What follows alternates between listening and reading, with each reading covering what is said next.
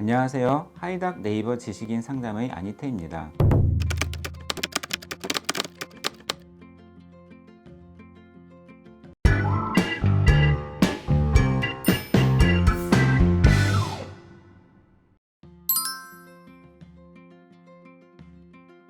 다크서클은 눈밑 또는 눈 주변이 어두워 보이는 경우를 일컫는 일반적인 용어로 의학적인 진단명은 아닙니다.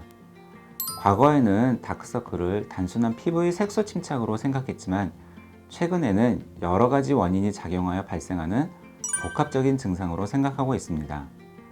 의학적으로는 다크서클은 발생 원인에 따라 5가지의 유형으로 나눠질 수 있습니다. 첫 번째는 눈밑 지방이 불룩하게 돌출되어 발생하는 돌출형. 두 번째는 눈물고랑이 퀭하게 함몰되어 발생하는 함몰형. 세 번째는 눈밑 피부가 얇아서 조직이 비쳐 보이는 위축형. 네 번째는 눈 주변 혈관이 확장되어 검푸르게 비쳐 보이는 혈관형. 마지막으로 피부 자극에 의하여 갈색의 색소가 침착되는 색소형과 같은 유형들이 있습니다.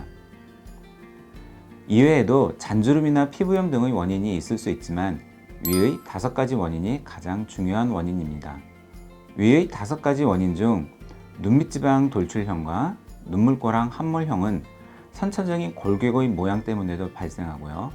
노화의 증상으로 발생하는 경우도 많습니다.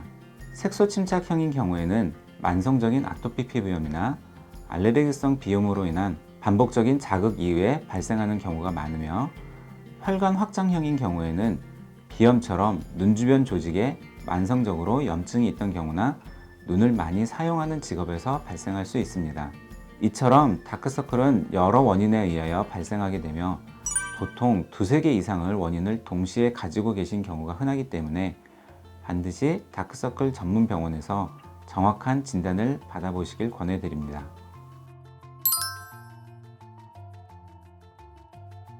다크서클은 원인과 유형에 따라 치료법이 각각 다릅니다. 먼저 눈밑 지방이 불룩하게 돌출된 경우에는 레이저를 이용한 눈밑 지방 재배치술이 가장 효과적입니다. 눈물고랑이 퀭하게 함몰되어 처져 보이는 경우에는 미세 자가지방 이식술이나 필러 교정술이 효과적이며 피부가 너무 얇은 경우에는 PRP 자가열 재생술 치료나 플라즈마 겔을 이용한 치료도 시행됩니다. 또한 혈관이 비쳐 보이는 경우에는 장파장 혈관 레이저를 이용한 치료가 효과적이며 색소가 침착된 경우에는 고출력 색소 레이저를 이용한 미백 치료가 효과적입니다. 특히 색소 침착과 혈관 확장의 경우에는 알레르기성 비염이나 결막염, 아토피 피부염과 같은 알레르기 질환과 관련이 많으므로 알레르기와 소양증에 대한 치료를 동시에 받으면서 피부에 자극을 주지 않는 것이 중요합니다. 다크서클의 경우 유형에 따라 다른 치료법이 시행되기 때문에 반드시 다크서클 전문 병원을 찾아 본인의 상태를 정확하게 진단받으시고 이에 맞는 치료 및 시술을 받는 것이 매우 중요합니다.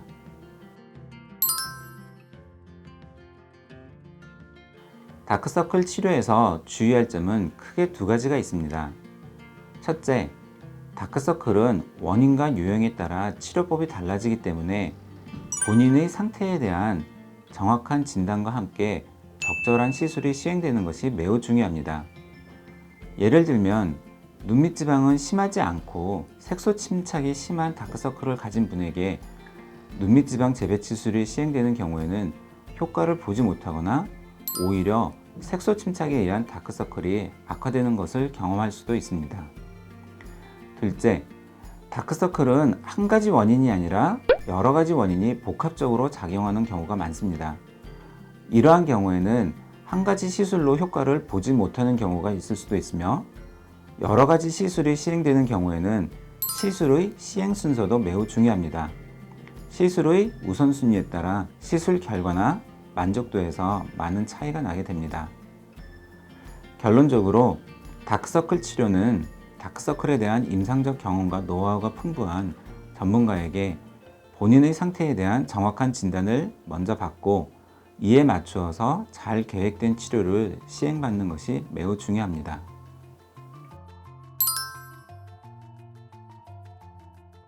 다크서클은 여러 가지 원인에 의하여 발생하기 때문에 완벽하게 예방하기는 어렵습니다. 하지만 반대로 조금만 신경을 써준다면 다크서클을 예방하거나 악화하는 것을 방지하는 방법들도 많습니다. 가장 대표적으로 알레르기 비염이나 결막염, 아토피 피부염이 오래 지속되면 다크서클이 생길 수 있으므로 되도록 빨리 알레르기 질환을 치료하는 것이 좋으며, 특히 눈 주변을 반복적으로 비비거나 자극을 주면은 색소 침착이나 잔주름이 생기며 다크서클이 악화되므로 이 같은 습관은 반드시 피하도록 해야 합니다. 또한 급격한 체중 감량은 눈 주변 피부의 탄력을 급격하게 저하시켜 갑작스럽게 눈밑 지방이나 눈물 고랑이 생기면서 다크서클이 생기거나 심해질 수 있으므로 주의하여야 합니다. 특히 최근에는 모니터나 스마트폰을 장시간 보면서 눈 주변 혈관이 팽창되면서 다크서클이 심해지는 경우가 흔합니다. 따라서 평상시에도 30분에 한 번씩은 눈 주변 혈액순환과 부종 감소에 도움이 되는 마사지를 해주신다면 다크서클 예방에 많은 도움이 되리라 생각됩니다.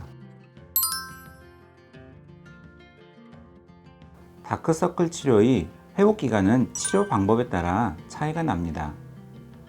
먼저 레이저 눈밑 지방 재배치술이나 지방 이식의 경우에는 보통 3일에서 5일 정도의 붓기를 예상하시는 것이 좋습니다.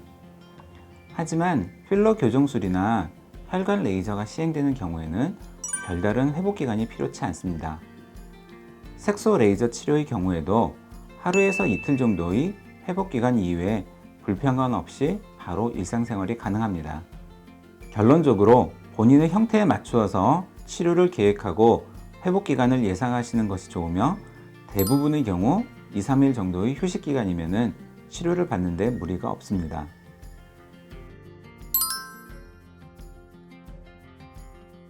다크서클 때문에 눈밑 지방 치료를 고민하고 계신데, 결론부터 말씀드리자면 레이저 눈밑 지방 재배치술은 다크서클 치료에 매우 효과적인 방법입니다.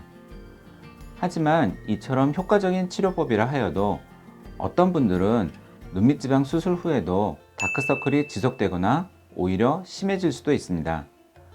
따라서 다크서클 때문에 레이저 눈밑 지방 재배치술을 고민하신 분들은 다음에 말씀드리는 두 가지 사항을 반드시 유념하고 계셔야 합니다.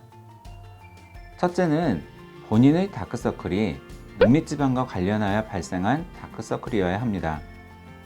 두 번째는 눈밑 지방 이외에 다른 원인의 다크서클이 어느 정도 있는지 파악하고 있어야 합니다.